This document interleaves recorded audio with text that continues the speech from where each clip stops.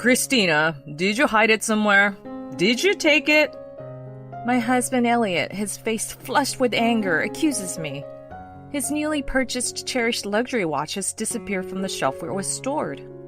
It wasn't me. I don't know anything about your watch. Who else could it be? You say you're working at home every day, but I don't even know what you're actually doing. Give it back, thief. I told you, I didn't take it. No matter how many times I say this, my husband's anger won't subside. He won't listen. Hearing this, my mother-in-law, Carol, who had been listening, revealed a sly and unpleasant smile.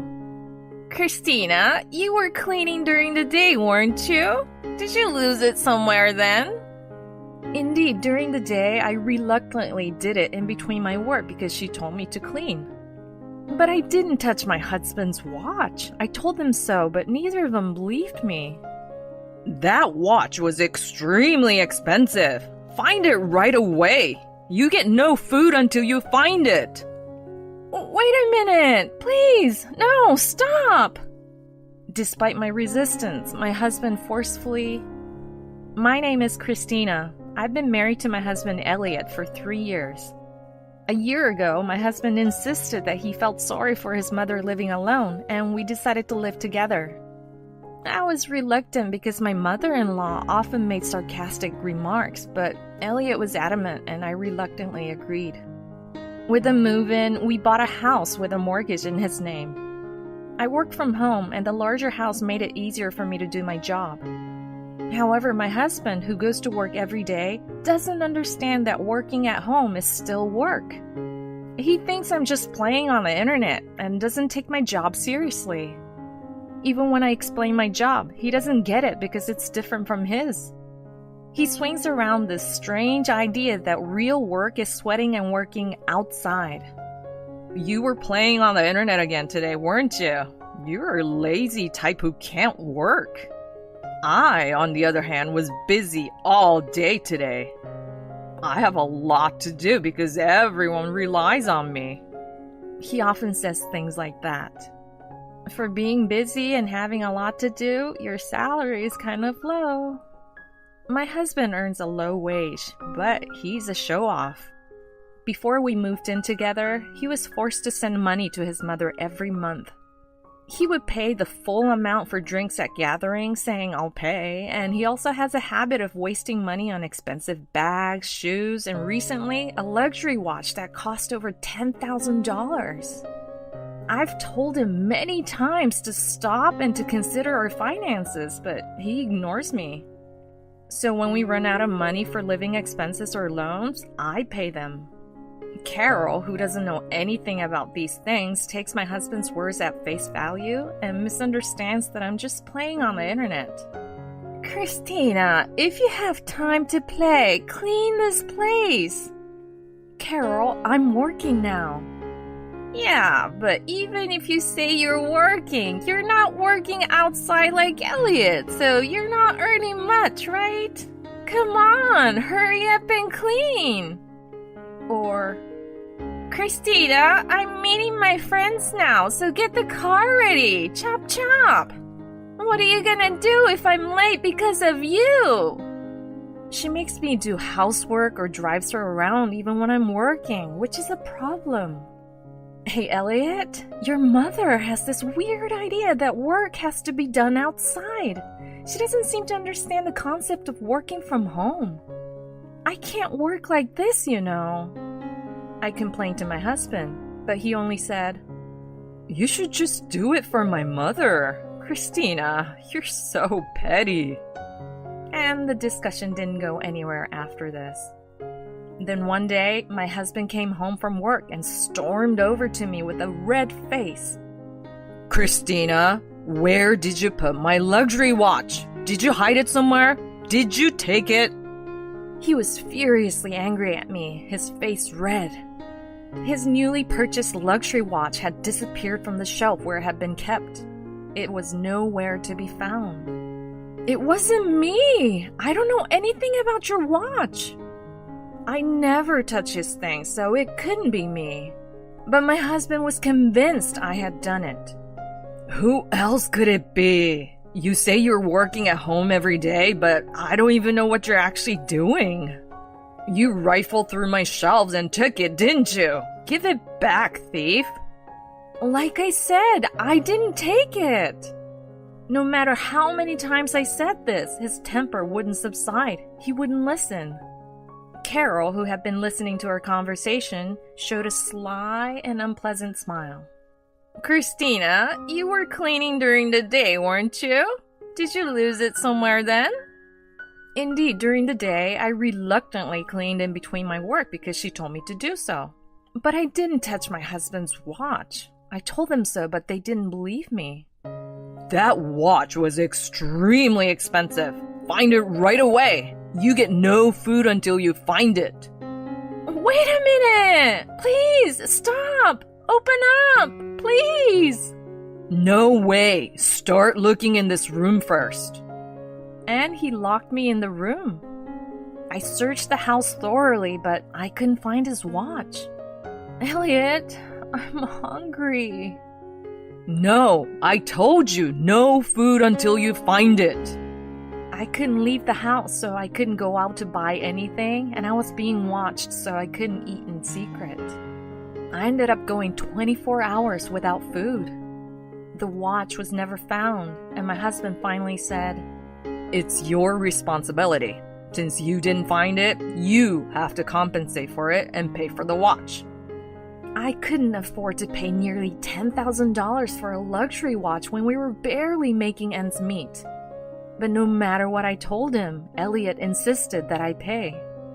I had no choice but to increase my workload. Between the heavy load of work, housework, and looking after Carol, I was worn out both mentally and physically. When I went back to my parents' place for a change of pace on my day off, my father, Samuel, immediately noticed my state. "Christina, what's wrong? You look pale." Dad, actually... I told my father about increasing my work recently, how living together was harder than I thought, how I was worried about getting along with my husband and mother-in-law, but I didn't want to worry him too much. My father listened to my story seriously. "It's hard for strangers to get along all of a sudden, but Christina, don't hesitate to rely on me if you're in trouble. You can even come back home if you want." "Thanks, Dad." My father comforted me gently. Just that made me feel relieved, and I felt better. He's always there to listen, gently supporting me without being too intrusive. I can't thank him enough. A few days later, I received a call from an unfamiliar number on my smartphone. Suspicious, I answered it to find out it was from a hospital. They told me that my father had been in an accident and was in a critical condition. When I told Elliot and Carol, they urged me to go to the hospital immediately, so I headed to the hospital where my father was taken. Apparently, my father was hit from behind by a car while he was walking.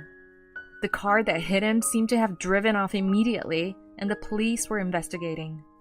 As my unconscious father lay there, I felt a desperate need to pray.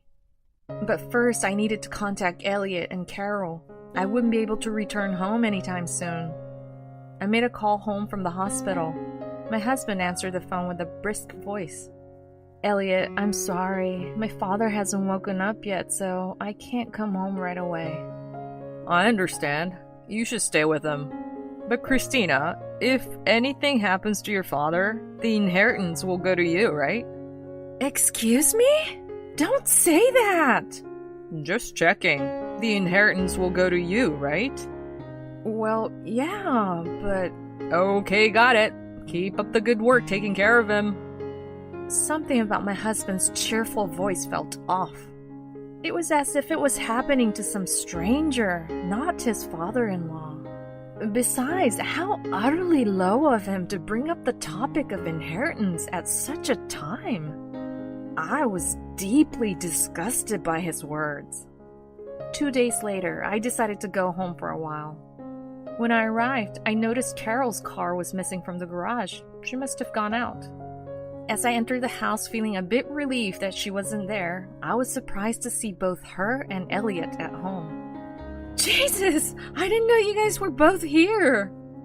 Christina, you've been cheating, haven't you? Both my husband and his mother were angry, their eyes narrowed in rage. I had no idea what they were talking about when they suddenly accused me of cheating. Cheating? There's no way I would do that. What's gotten into you all of a sudden? I know you were with a man last Friday. I had a meeting with a client for work. Is that what you're talking about? I wasn't cheating.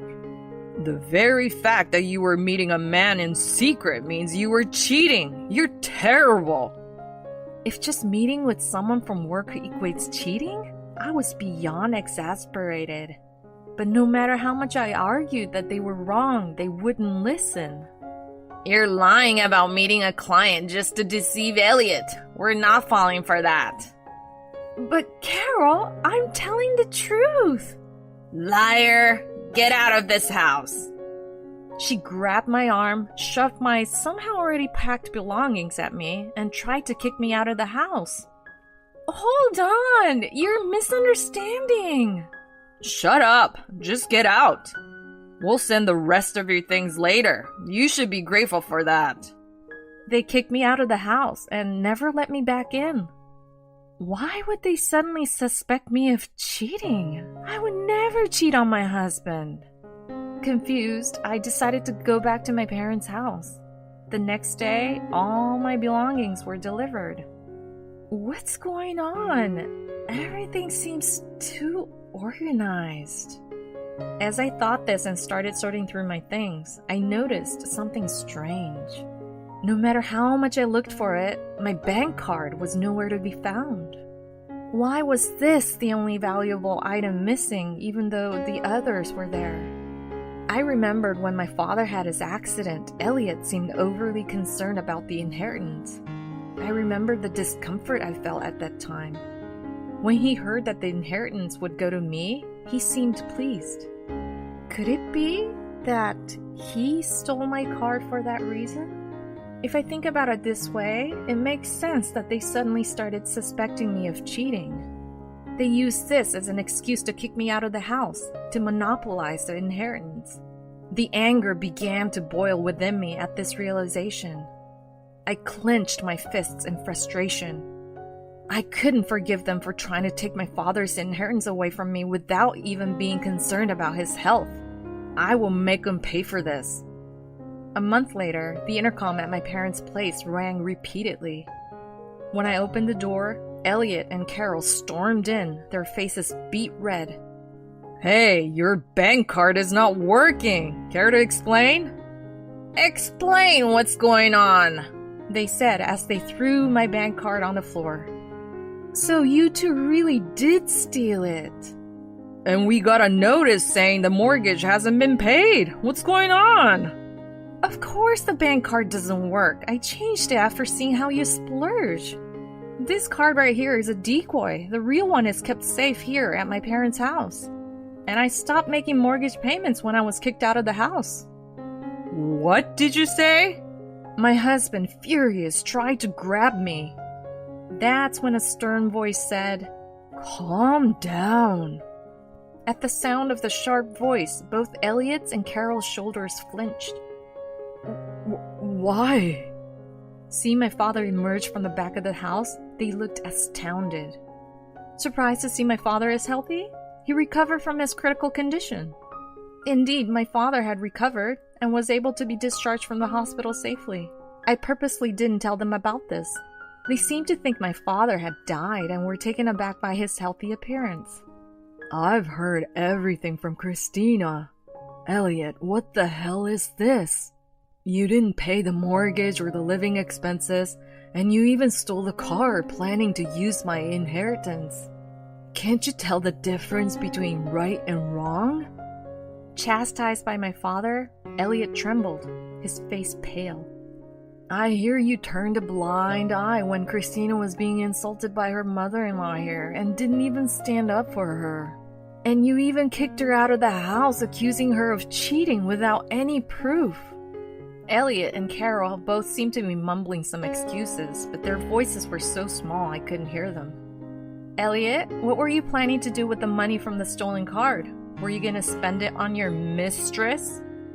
I presented the evidence of his affair, which I had gotten by hiring a detective. You suspected me of cheating, but turns out the one who was actually cheating was you! In the photos, my husband was pictured with his mistress, and she was visibly pregnant. After being kicked out of the house by my husband, I started to investigate why he was so desperate for the inheritance, and I found out he was having an affair. It seems that some of his extravagant spending was on his mistress. Your mistress is pregnant with your child. Who's the terrible one now? I guess you were planning to divorce me after you got the inheritance, weren't you? Fine, let's go ahead and divorce then. Of course I'll make sure to claim damages. When I mentioned the word divorce, both my husband and mother-in-law began to panic. Hold on, Christina! Elliot didn't mean any harm! Forgive him! Let's live together happily again! That's right. My mom was just being strict because she cared for you. Let's be a family of 3 again. They tried to close in on me, defending each other. How dare they suggest living together again? The mere thought sent chills down my spine. When Carol tried to grab my arm, I shook her off. As she stumbled, something fell out of her pocket with a clatter. What the... Isn't this the luxury watch Elliot was looking for? Care to explain, Carol? With a guilty expression on her face, she picked up the watch. This is, She fumbled for an excuse, but it was clear from her flustered state that she had stolen it. Mom, you told me Christina stole it, but it was actually you who stole it? Oh, come on. You were also the one who tried to steal Christina's bank card. I'm not the bad guy here. It's all your fault, Mom. What are you talking about? It all started because you, Elliot, were complaining about not having enough money, and your allowance was too small. I did all this for you. I thought Christina's dad was certainly going to die after the way he was hit. Then we could get the inheritance, and I was planning to return the watch without selling it once we got the inheritance. My father and I exchanged looks at her words. Are you saying you caused my father's accident? Did you hit me with your car? She hung her head with a startled expression. Her face was drained of color, and she was shaking. I suddenly remembered when I returned home from my father's hospital, her car was not in the garage. It was Carol who hit my father. She must have taken the car for repairs. After this, Carol was arrested by the police. As expected, her motive was the inheritance. Afterwards, I successfully divorced my husband. I received a hefty amount of compensation.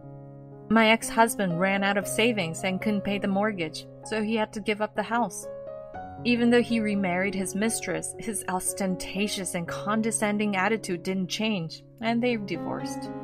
I heard from someone that he's struggling significantly with the alimony and child support. I have absolutely no sympathy for him. Rather, seeing him, I learned that if you make others unhappy for your own vanity and money, you will certainly face retribution. As for me, I met a wonderful person afterwards, and am now living happily ever after. My husband said, I'm getting a divorce because I'm marrying the woman I cheated on you with. I'm going to marry the woman I cheated on you with, and I want a divorce. My husband said this without hesitation, and finally, he said something like this. And because I'm getting married again, I need you to look after my parent. What? I'm counting on you, okay? My mother-in-law, who do not blame her own son for having an affair, and try to depend on me. I cannot be with such insane people. So I told them something. Then my mother-in-law turned pale and apologized to me sincerely. I am so sorry. My name is Vicky. I'm 40 years of age and works a part-time job. My husband Andy and I have been married for about 16 years. We met through work. We were co-workers at the same company. We started working together on the same project and went out for drinks. We grew closer and ended up dating. My husband was 5 years older than me, and from my point of view at the time, he seems to be a mature man. He was funny and cool, and I fell in love with him at once. We then went on several dates and ended up having a relationship. And after about a year of dating, he proposed to me and we got married. I was very happy to marry the man I loved. I was only 24 years old at the time, but I still decided to get married. So I guess I really loved him. After that, I was happily married with my husband and working together. Then, after 3 years of marriage, our son Daniel was born. He was so cute, thinking he was an angel when he was just born. We were happy, and we were building a good family. I resigned from my job after the birth to focus on raising our son. I thought it was good that I quit my job because I was able to spend a lot of time with my son. And I had a rather good relationship with my in-laws. Every time I went to visit my in-laws, they smiled kindly at me and made me feel comfortable. I thought that I was really living a happy married life. My parents-in-law are very fond of their grandson Daniel. They often came to our house and we went to visit them. Then my husband made this suggestion. Would you like to move in with my parents? So that Daniel and my parents will see each other every day. We could live in a big house without paying rent. I thought that was a good idea. Because my in-laws and I had a good relationship at that time. My son is going to grow up. Then it would be better for him to live freely in a bigger house. I thought so and agreed to live with them. However, I regretted my decision at the time. At first, I thought that living together with them was going very well. My parents-in-law seemed very happy to be able to live with their grandchildren, and my husband seems relaxed to be back in his parents' house. I tried my best to do housework as a housewife. My parents-in-law and my husband never complained to me. My son grew up to be a good boy, and we all watched him grow up. However, there was something that bothered me. My parents-in-law spoiled my son too much. They bought him everything he wanted and gave him allowance without our permission. I saw this and thought it was not good for my son. I felt it was not good for his education. So one day, I told my parents-in-law, "Can you please not buy Daniel too many things?" When I said this, my in-laws' eyes widened and they became angry. "You are depriving us of a joy of spending time with our grandchild." Do you think you are the only one raising him? They were the ones who yelled at me like that. But as a mother, I wanted to educate him properly, so I didn't take a step back. I didn't mean it like that. Of course you're free to play with Daniel. I'm just asking you not to buy things for him without permission. You know, if Daniel wanted something, you'd buy it for him, wouldn't you? Yes, and how will you take the responsibility if we don't buy it, and it makes him sad and he doesn't like us? It seems that the in-laws buy things for their grandchild because they want him to like them. But what if that makes my son selfish? How are they going to take responsibility? The parents-in-law are very kind. I will explain to Daniel that his grandparents is very kind and loves him. Please don't buy him anything like that. Even though I had said all that, my in-laws did not seem to be convinced. When my husband came home from work, they started talking to him as if it was my fault. "Vicky told me not to play with my grandchild. She wants to be alone with him. She wants to fend to him all for herself." I was surprised to hear my in-laws say something completely different, and my husband took them at their word. Hey, what's going on? You're being mean to my mom and dad. Just wait a minute. I didn't do anything like that. I gave my husband a good explanation. I said I wanted them to stop buying him too much stuff for the sake of our child. But my husband believed what my in-laws said, not what I said. Don't be silly. Don't lie to me like that. I'm not lying. Then you are saying my parents are lying. My husband's eyes widened, and he became too angry. In the end, no matter how much I tried to explain, he believed my in-laws' side of the story.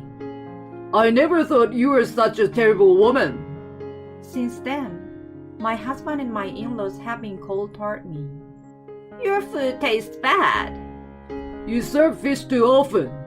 Don't treat us like we're old people, you idiot. Don't bother mom and dad. You really are a useless wife. These are the kind of things my parents-in-law say to me every day. How can they continue to abuse me like that?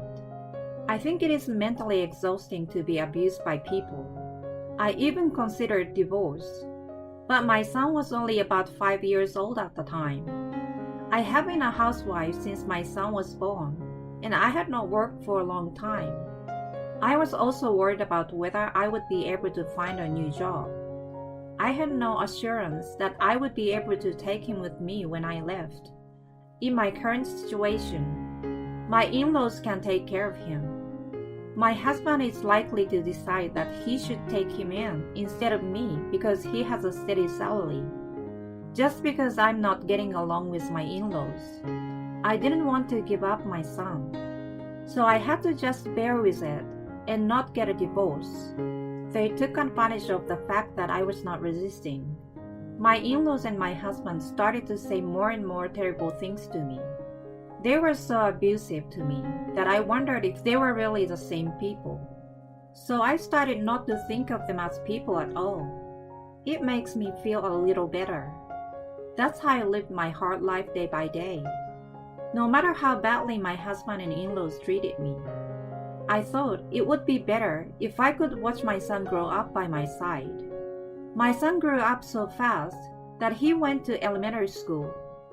I was worried that he might become selfish because my in-laws had given him too many things.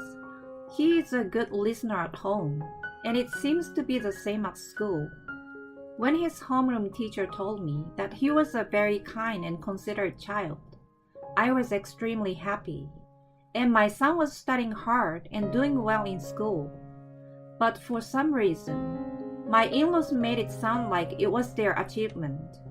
It's because of our good teaching, isn't it? That's right.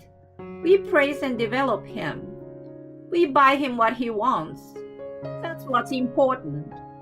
I don't understand how buying him what he wants will improve his grades. But my parents-in-law seem to want to involve themselves in everything. I was just trying to give them credit for their son's own hard work while listening to them appropriately.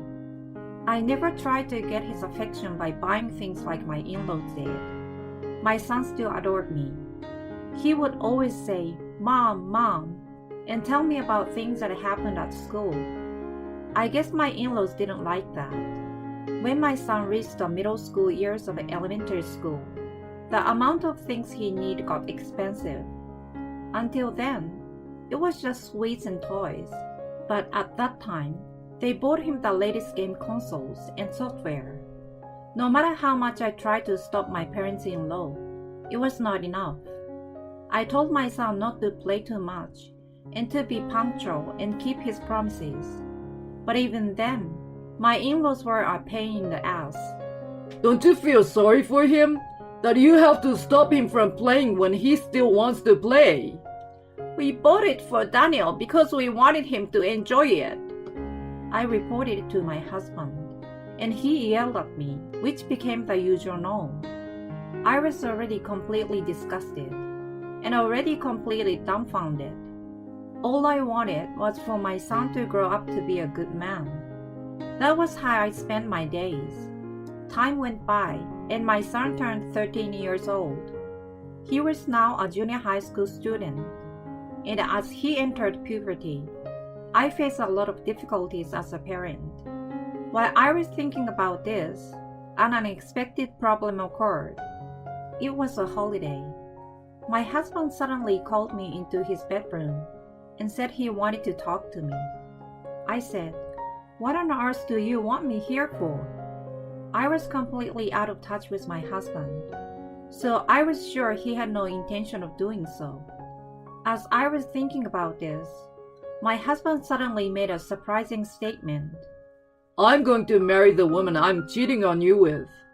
What? Divorce? I was surprised at an unexpected words coming from my husband. Well, it's no wonder you're surprised. I've been trying to keep it from you, but I thought it was time to tell you. My husband said that to me without hesitation. Why did he decide to publicly tell me that he was having an affair? Well, I don't know what a stupid person thinks. And then, he even said something like this. And because I will be marrying someone else, I'm going to ask you to take care of my parents too. What? Wait a minute. We are getting a divorce, right? Then I will have to live with Daniel, won't I? When I said that, my husband said something outrageous. I'm the one who is leaving. What? What do you mean? I'm going to leave this place and start a new married life with my new wife. I'm worried about my parents and the kid, so I'm leaving you in charge of the house. You have a house and you get to live with Daniel, so it's a win-win, right? I was shocked. It was not a win-win situation at all. I was at a loss for words. So I will tell my parents about it right away. My husband said, and suddenly started to head for the living room. I hurried after him. He gave the same explanation to my parents-in-law as he had given to me. I thought they would be angry with him. My in-laws were also crazy people. They said, "Yes, we will miss you, but it can't be helped." I agree. I think it's better for newlyweds to spend time alone together. We'll be fine as long as this woman takes care of us. My in-laws, who don't blame their own son for having an affair, and try to rely on me. If you want to leave, I will make sure you leave Daniel behind. If you want to leave, you're the only one who leaves. I can't be with these insane people. I told them something. Let me tell you something. I can claim alimony because it is my husband's fault, and I'm divorced. And I have a better chance of getting my son. What? What do you mean? Because my husband committed adultery. Isn't it better for him to live with someone who hasn't committed adultery? Wait a minute. So you are living with Daniel? Yes, of course I will. We won't let you. Let's ask Daniel then. My in-laws and my husband said, and went to call my son. They were not going to tell him everything, were they? My son came into the living room. What's wrong? Dad and Mom are getting a divorce. What? So Daniel, how would you like to live here with your grandparents? Such an explanation and question was unfair. I quickly said the important part. You better explain to him that you are divorcing me because of your infidelity. When I said this, my husband and in-laws were in a panic. Daniel is just a junior high school student. Yes, he is. Why are you trying to shock him? My parents-in-law and husband blamed me. But before I could retort, my son opened his mouth. You're the one who caused the shock, aren't you? Why are you all blaming my mother? What? I mean, I could hear you all arguing earlier.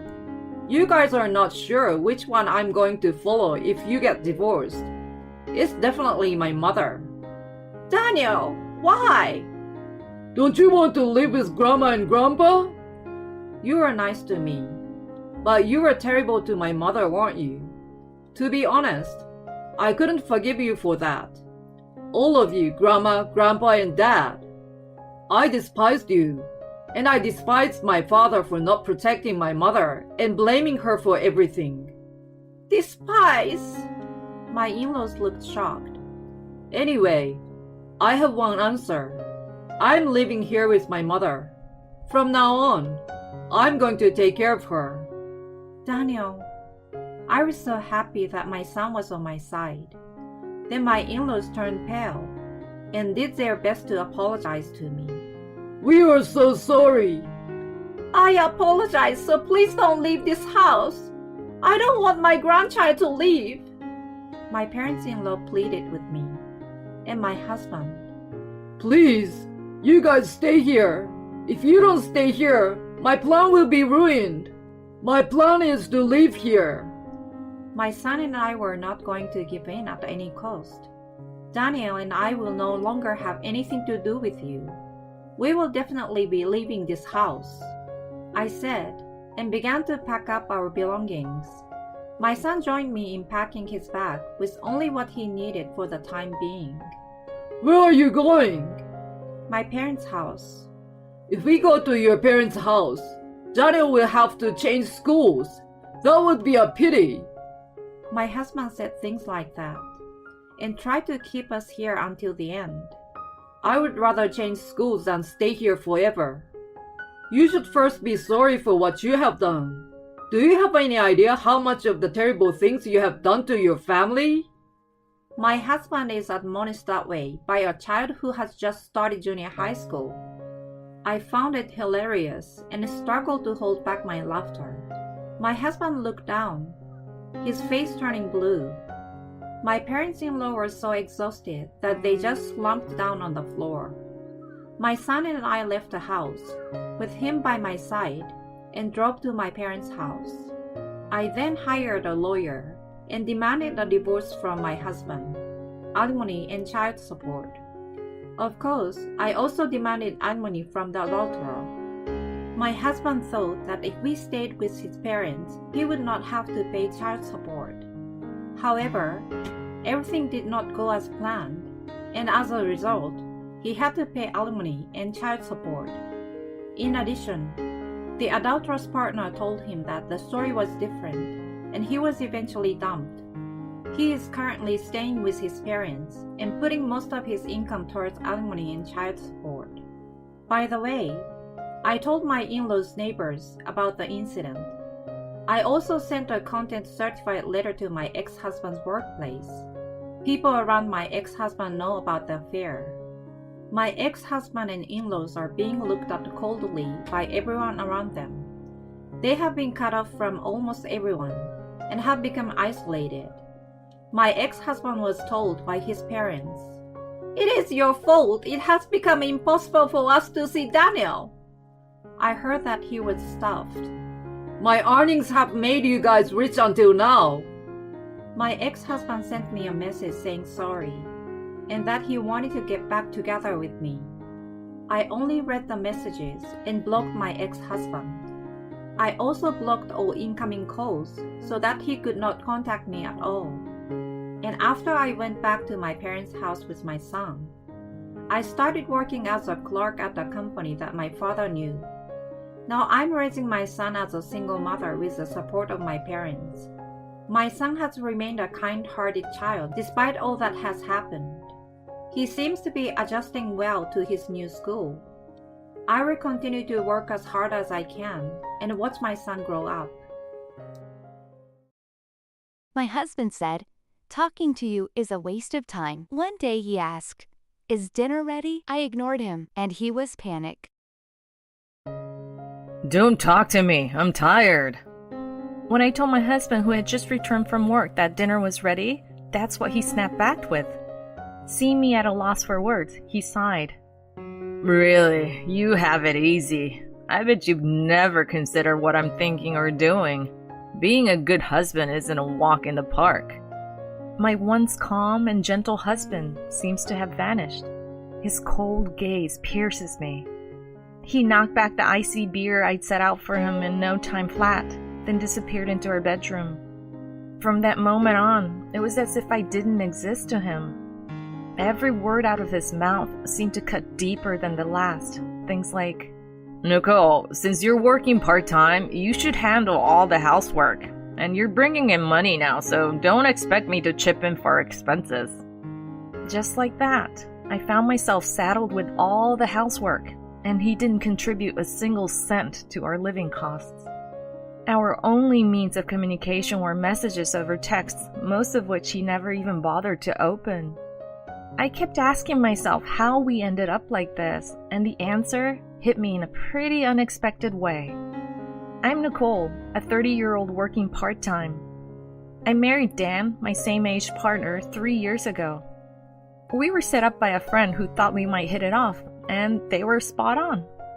We clicked instantly and bonded over our shared love for books and our similar ways of thinking. Dan was such a gentle and kind-hearted guy that I fell head over heels in no time. After several dates, I was the one who suggested we make it official. Dan was on the same page, and we jumped into a relationship full of joy and excitement. We've managed to navigate our way this far without any big blowouts or fights. We've got a pretty fulfilling marriage, except for one big hiccup, and that's Dan's work situation. He's stuck in a textbook exploitative company, working unpaid overtime, getting called in on his days off without a moment's notice.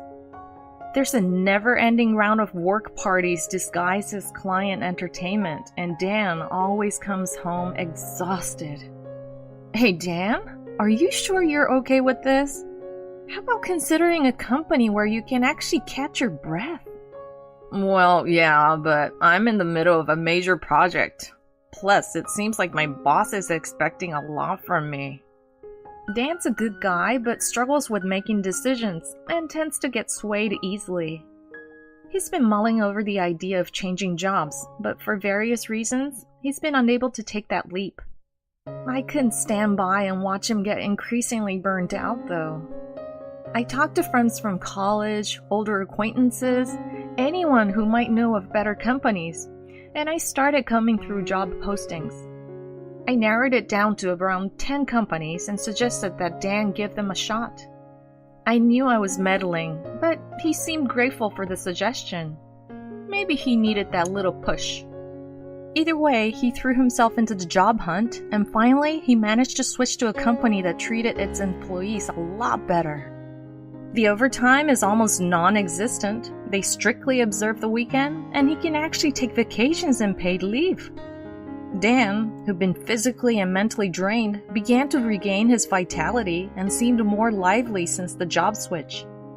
I was beyond relieved that I'd pushed him to change jobs. I truly meant it from the bottom of my heart.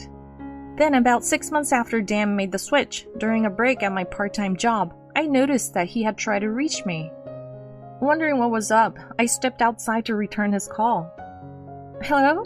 Dan? What's going on? Dan picked up immediately, seeming to be on break too. Sorry for the sudden ask, but can I invite my coworkers over this Sunday? They all are curious to meet you. His request was unexpected, but not unwelcome. I was actually relieved that Dan seemed to be making friends at work. Absolutely! I've got the weekend off. Maybe I'll go out and cook up a storm, I replied, which seemed to cheer Dan up. Thanks. We chatted a bit more before ending the call. Okay, time to figure out the menu. A few days rolled by, and it was finally time to host Dan's coworkers. They all turned out to be senior members of his department. They were pretty decent folks, showing up with gifts and even lending a hand to set the table. Among them, a guy named Howell seemed particularly attentive to me, striking up a conversation. So, Nicole, what do you usually get up to? On my days off, I read, and recently Dan and I have been hitting the shops.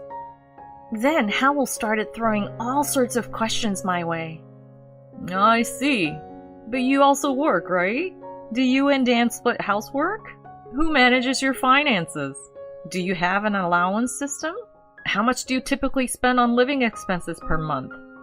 His interrogation left me a bit startled. Why would he ask such things? Despite being Dan's senior, it felt intrusive. Caught off guard, I tried to laugh it off and looked to Dan for a rescue. Hey, Dan, could you lend me a hand with these empty cans? Dan, all smiles, obliged, and we both slipped away. Once in the kitchen, I expressed my discomfort to Dan about Howell's prying questions. He seemed a bit taken aback, but asked me to bear with it because Howell was a senior he looked up to. That didn't sit right with me, and I was about to voice my objections when Dan, as if deciding the conversation was over, shook his head and went back to entertain his coworkers. I was left feeling frustrated and muttered under my breath out of everyone's earshot. What the heck? That day, unbeknownst to me, was a game changer in our relationship. Fast forward 2 months after we hosted Dan's coworkers, Dan started acting strange. He was more distant, even a bit cold. He just didn't feel like the Dan I knew. He had always been helpful with chores like cooking and cleaning, but recently, he'd completely stopped.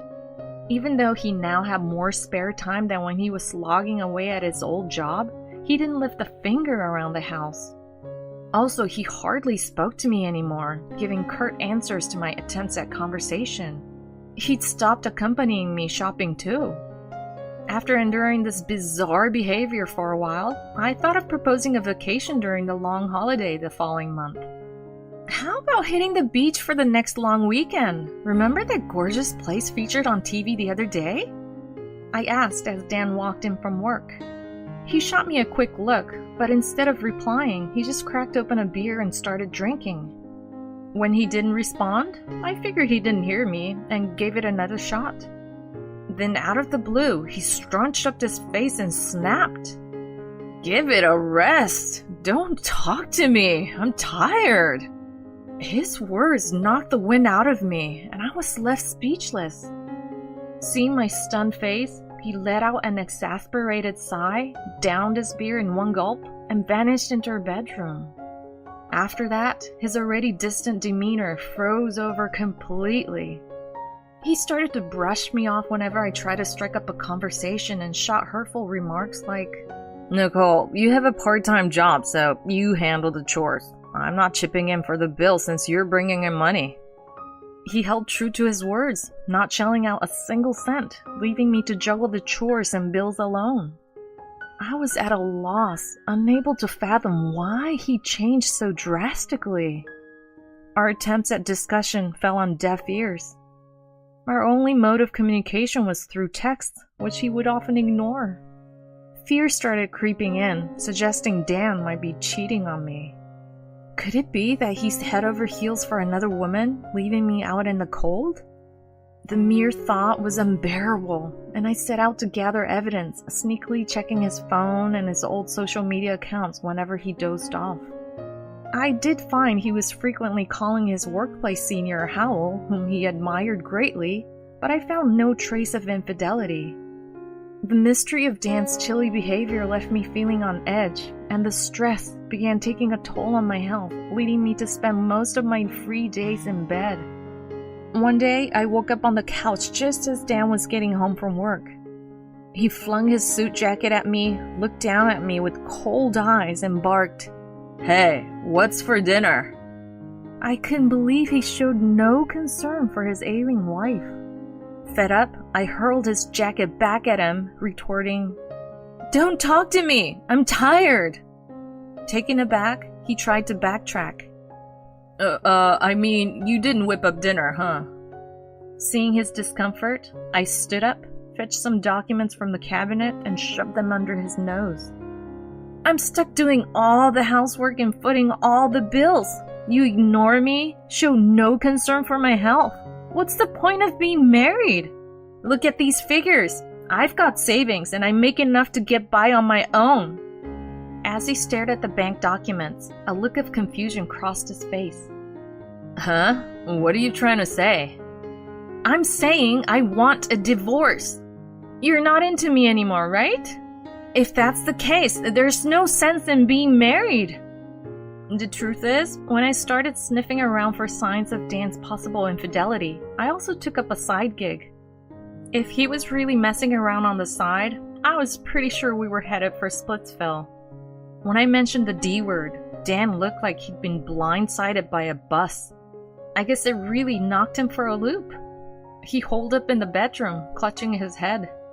Not that it was going to change anything.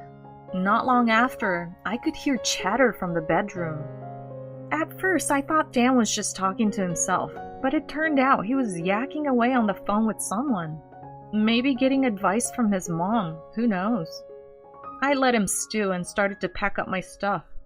I figured I'd bunk at my parents' until Dan simmered down. As I packed, I realized I didn't really have a ton of stuff. I mean, I could buy new clothes anytime, and as long as I had my precious stuff, I was golden. Okay, time to hit the road. Just as I was about to blow this popsicle stand, the doorbell rang. Talk about lousy timing. Already at the front door, I opened it with a sigh. And boy, was I floored by what I saw next. There, dressed to kill in a sharp suit and holding a bunch of roses, was Howell. Why in the world was Howell here, and all decked out? While I was gobsmacked, Dan, who was supposed to be on the phone in the bedroom, came barreling out. He started with a smile, but that faded into a look of utter confusion. Oblivious, or just ignoring the awkward situation, Howell gave me a warm smile and said, "Nicole, I've come to sweep you off your feet." Both Dan and I let out an incredulous, "What?" Dan snapped out of it before me and let loose. "Oh, I get it, Nicole. You're sneaking around with Howell, and that's why you're talking about divorce." I was about to set Dan straight on his wildly incorrect accusation, but Howell got there first. "Nicole cheating? No way. I admit, I'm sweet on Nicole. Fell for her the first day we met at this house." Howell continued, getting all nostalgic. "I wanted to go steady with her, but you were cramping my style, Dan. If you two split though, that's another story." Howell shot Dan a loaded look. Something seemed to click for Dan, his voice shaking. Hold on, the advice about skipping housework to look macho or playing stingy with the living expenses so I wouldn't be taken for a ride? Bingo! All that advice was to get Nicole to dump you. I didn't think you'd swallow such dumb advice, hook, line, and sinker. Howell had a good laugh at Dan's expense. I was too gobsmacked to say a word. Howell is single. Sure, he's good at his job and Dan respects him as a senior, but if he had thought things through, he'd have realized that advice was baloney. Dan's wishy-washy, easily swayed nature was really biting him in the butt now. Everything played out just like I planned. You two are divorcing. Thanks, Dan, for the heads up and letting me come to whisk Nicole away. It all clicked into place. Howell showing up now, Dan on the phone with them earlier. No way. Howell couldn't be that ruthless, but he's actually here. Dan seemed to be spinning, cursing Howell one second and bemoaning being duped the next. After going through the motions, Dan finally turned to me. You heard the whole shebang. This guy played me. I'm not the bad guy here, am I? Don't even mention divorce. Let's take it from the top. Dan shot me this weird half-laugh, half-cry look, but my mind was already made up. I don't need a dim-witted husband who'd rather believe some colleague over his wife. Hearing this, Dan, looking crestfallen, busted out laughing as if he'd lost it. Tears welled up in his eyes. Why on earth did he think I'd call off the divorce? Fed up with the drama, I grabbed my stuff to split, but Howell's blocking my way, eyes brimming with tears for reasons I couldn't fathom. I'm over the moon. Nicole, you picked me over Dan. His triumphant laugh was soon replaced with a dead serious face. Nicole, I love you. Please, be mine. Not a chance! Why in the world would I pick you? You're creepy! You started this whole mess! I'll despise you forever! When I spit this out, Howell, Mr. Confidence a second ago, was dumbstruck. Could you please just leave? If I see your face again, I'm calling the cops. Actually, I'm doing it right now. You make my skin crawl. Anger coursing through me, I whipped out my phone. Maybe it was the threat of calling the cops, but Howell's smug attitude changed in a flash, and he whimpered. Please, anything but that. Before hightailing it out of there. A month later, Dan and I were officially over and done. It all went down quicker than expected, thanks to my mother-in-law who persuaded Dan to agree to the divorce after she got the lowdown. Dan finally came to grips with what he'd done and apologized. For a moment there, I thought maybe if he was genuinely sorry, we could try again. But hearing about his shenanigans since then, any such feelings evaporated. Seems like after our split, a buddy introduced Dan to a woman and he drove right in. Another buddy introduced him to another woman and he started seeing her too. I knew he was a pushover, but this was beyond belief. Of course, it came to light that he was two-timing them and the whole thing exploded in a crowded place. What a sorry spectacle. I made a promise to myself to erase Dan from my life. Since then, I haven't run into Howell, the cause of all this chaos. He must be terrified of being reported. From what I heard, he was so rattled by everything that he started blowing off work and got canned. He's since fallen off the grid. As for me, I decided to cut all ties and move far away. I'm now making more from my work-from-home gig than my part-time job, so moving wasn't a big deal. I found myself living solo for the first time in a while. Thought it'd be lonely, but it's been anything but. I work when I feel like it, eat when I'm hungry, and chill when I want to. Life's never been better. From now on, I'll forget about these losers and live for myself. That's what I was thinking, sipping my post-dinner coffee. My husband threw beer at me and angrily shouted for me to leave, but my son struck back, telling him to leave in a surprising twist. "What are you doing?" I screamed in surprise. In front of me stood my husband, Aaron, holding an empty beer glass with a fierce expression. My name is Marilyn, and I'm almost 45 years old. I live together with my husband, Aaron, and our son, Raul. My mother passed away when I was young, and my father, a single man, had raised me. Our family home is a restaurant that has been passed down for 5 generations. Known due to my father's good nature and skill as a chef, the restaurant has grown into a popular establishment with notoriously difficult reservations. Since I can remember, my father has been asking me to take over the restaurant. I wanted to fulfill his request because I love and respect him deeply. However, I had reasons why I couldn't inherit the restaurant. Firstly, I was terrible at cooking. Even when following recipes, the result would turn out completely different.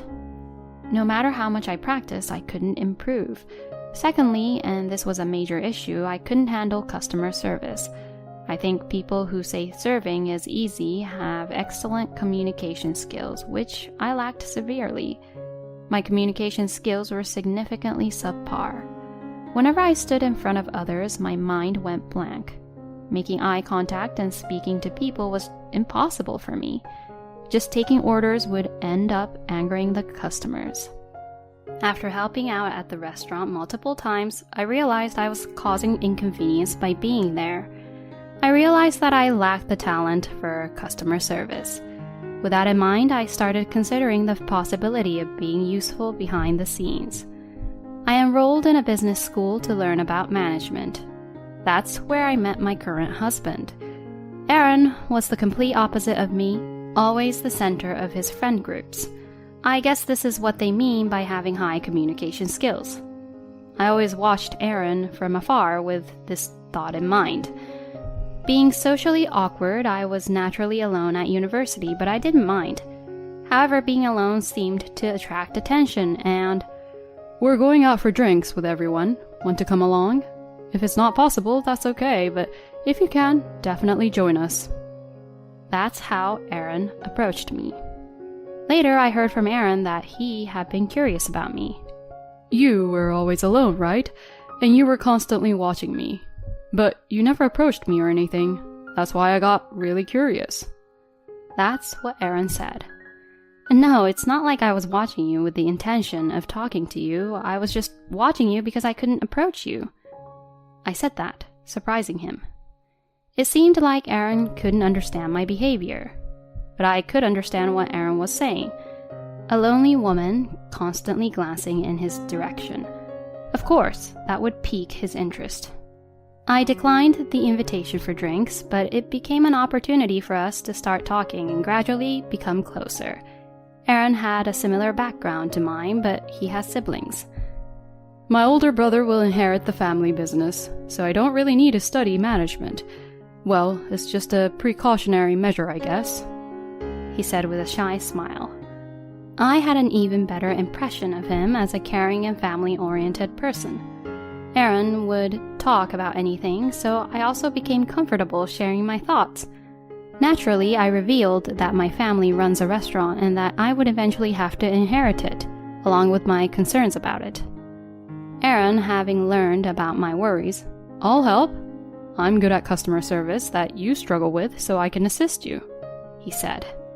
Huh, really? So does that mean you'll become my husband? I blurted out those words unintentionally. Yeah, I intended it as a proposal, Aaron said with a laugh. That became the starting point of our relationship. After we started dating, Aaron helped out at my family's restaurant as he promised. He had a laid-back side, but his strong communication skills and reliability attracted me, and that's why I decided to marry him. We were happy when our child was born, but that happiness didn't last long. One day, my father suddenly collapsed. He has about 6 months left. When the doctor informed us of that, my mind went blank. But I didn't have time to grieve. Should I keep the restaurant open without my father, the head chef? If possible, could you continue operating the restaurant for the sake of the customers? My situation wouldn't matter to those who have made reservations.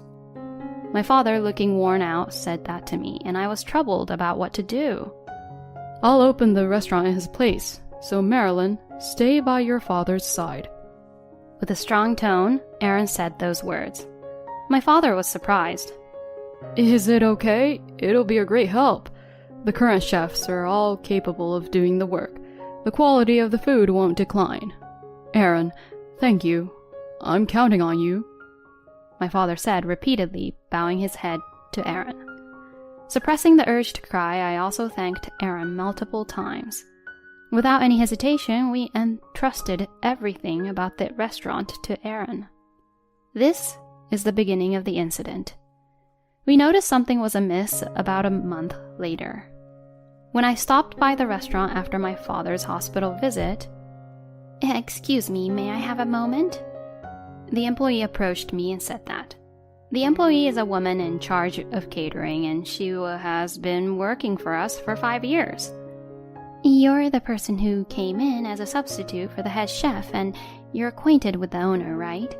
By any chance, are you aware of the complaints from the other chefs? She said awkwardly. Acting head chef, I had never heard of such a thing. This comes as a surprise. Wait, a substitute? We didn't bring in any substitutes. My father told me that the current chefs can handle everything, even in the absence of the head chef. I said this in surprise. I can't believe it. He's been here for a month already. He was supposed to take over as the head chef, but he hasn't done any work at all. Please verify it with your own eyes. She said that and bowed her head before returning to work. What on earth is going on? My mind was filled with question marks. I don't suspect Aaron, but I can't ignore the voices from the employees. I have to confirm it somehow. The next day, I immediately informed Aaron that I would be going to the hospital and decided to sneak a peek into the kitchen. When I secretly went to observe, I was faced with a sight that was beyond belief. Hey, you guys, bring me some beers. I could hear Aaron's voice saying that. Just make some random snacks. It seemed like Aaron's friend was saying that. The two of them were using the chefs as their servants and doing whatever they pleased since morning. Drinking alcohol in the kitchen, my father would have been furious if he saw that. Suppressing my surprise and anger, "What are you doing?" I calmly asked, as soon as Aaron saw me. The hospital. Why? He panicked and was flustered. I had some errands and stopped by. Who is this person, by the way? And what have you been doing since morning? I asked, and Aaron seemed to resign himself. My friend lost his job, you see, so I wanted to help him out, and he came to assist for a little while, he explained. Next to Aaron, his friend looked awkward, lowering his head.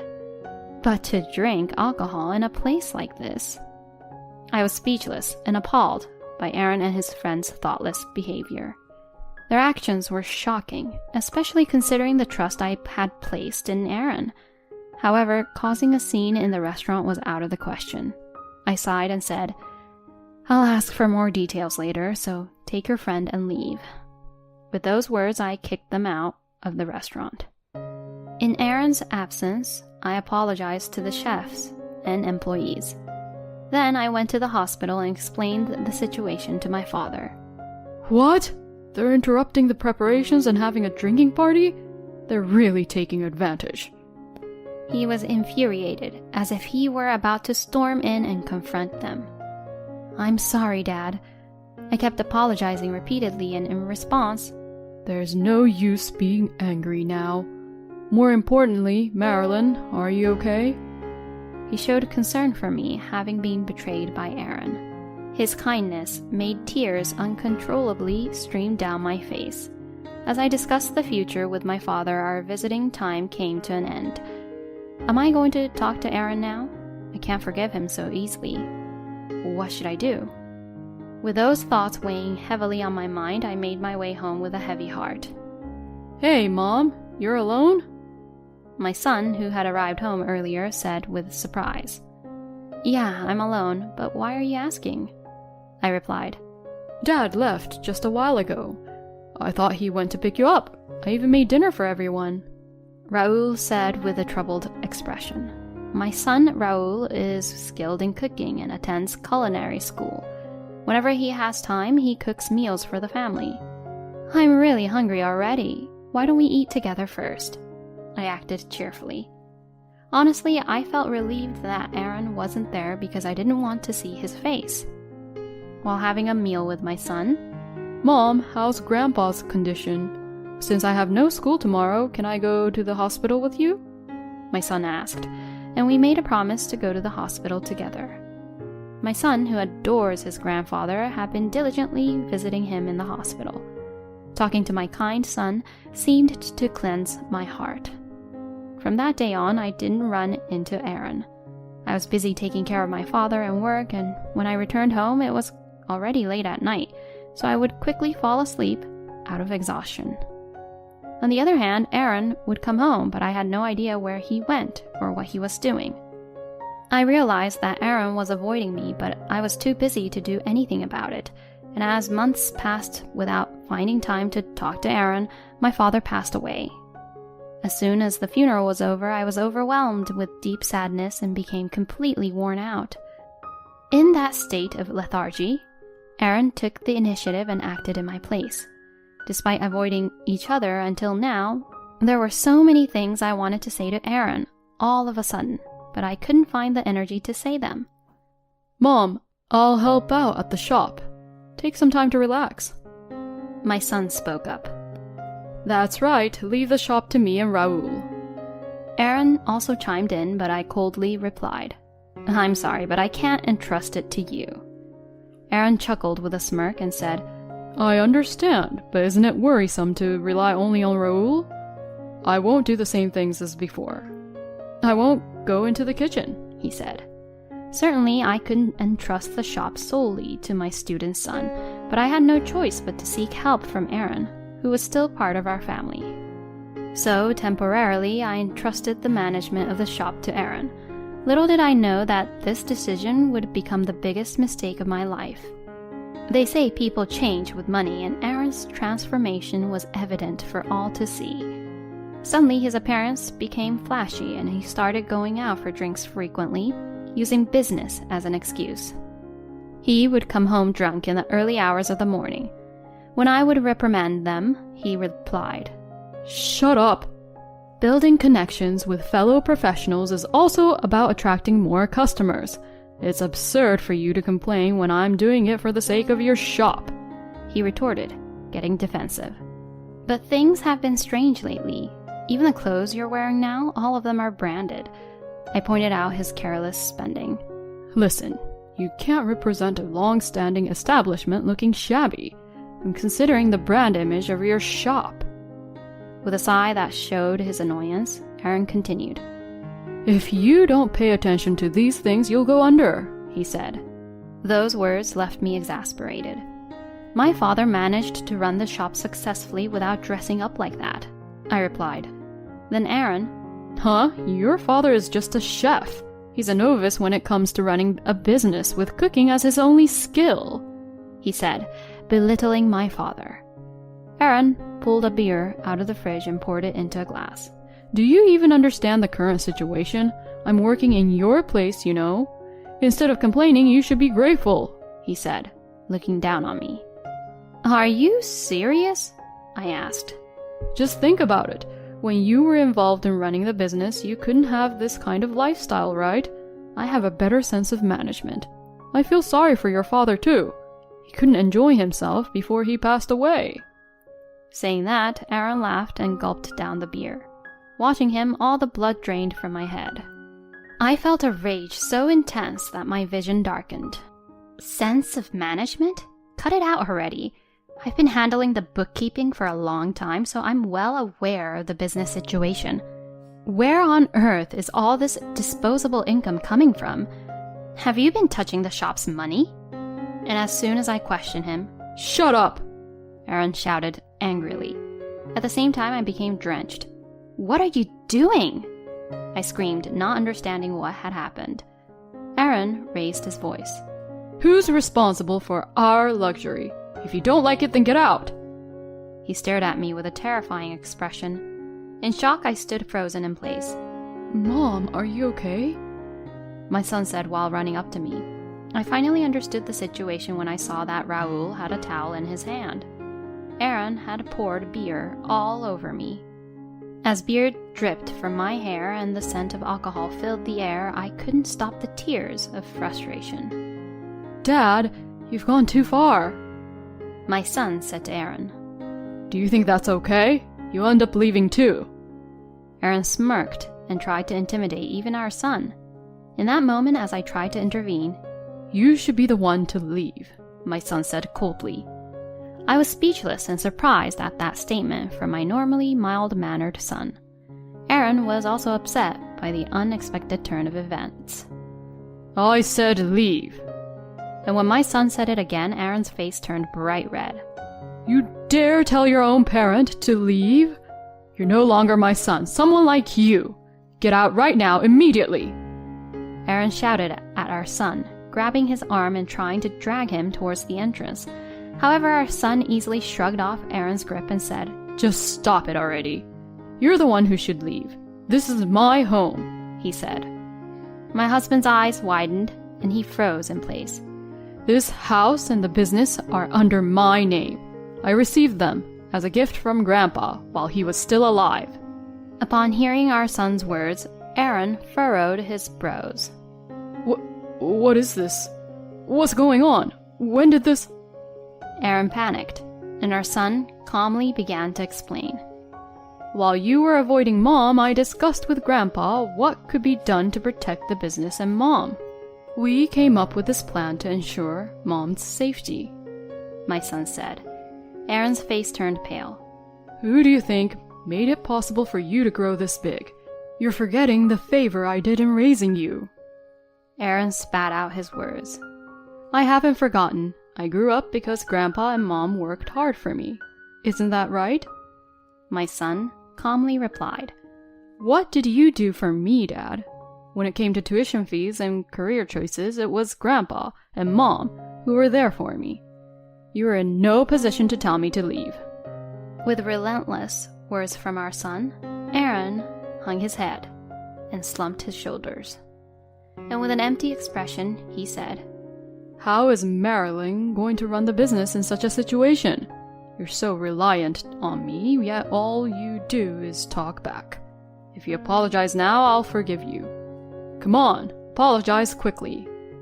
He was pressuring us to apologize. Apologize? I was perplexed, but my son intervened. Mom, you don't need to apologize. It's Dad who should apologize. Mom, stay strong. His words snapped me out of it. You're right. I'm not in a state where I should apologize anymore. Saying that, I handed over a document. Huh? What's this? It's the divorce papers. In reality, after discussing the future with my father, I had gone to retrieve the divorce papers. I couldn't forgive being betrayed. But then my father said, You can get a divorce anytime. First, think carefully about your own happiness before making a decision. He advised me, and I had been thinking about it all this time. Finally, I had my answer. Please divorce me. When I said that, Aaron's face contorted and he replied, No way. You must be joking, right? He said. She's not the kind of woman who jokes about something like this. Aaron, you know my mom's personality better than anyone, right? He looked straight into Aaron's eyes. Aaron's face turned even paler than white at my words. As expected, Aaron threw a tantrum and refused to get a divorce. But I had anticipated this outcome. You spent some of the store's money. Did you know that you are guilty of embezzlement? If you won't agree to divorce, then let's fight to the end. When I conveyed my determination to Aaron, he reluctantly agreed to the divorce. The assets we shared as a couple were minimal. The property inherited by my son from his father was not subject to division, so we were able to protect the shop in our family home. As for Aaron, it seemed that he couldn't change his extravagant lifestyle that he had once adopted. He didn't make a serious effort to find a job, but instead accumulated more and more debt. Eventually, he got involved in dangerous activities and strayed from the right path. I have no idea where he is now, and I can't contact him. I don't really care, but I hope he's living a strong life somewhere.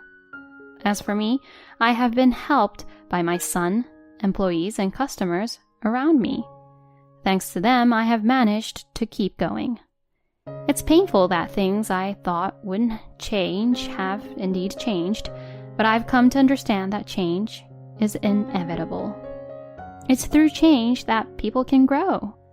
With that in mind, I'm working hard on improving my weak point, which is customer service. I learned the hard way that relying on others for customer service resulted in a painful experience. I'll use that lesson to guide my future. From now on, I won't run away from things I can't do. I'll face them head on.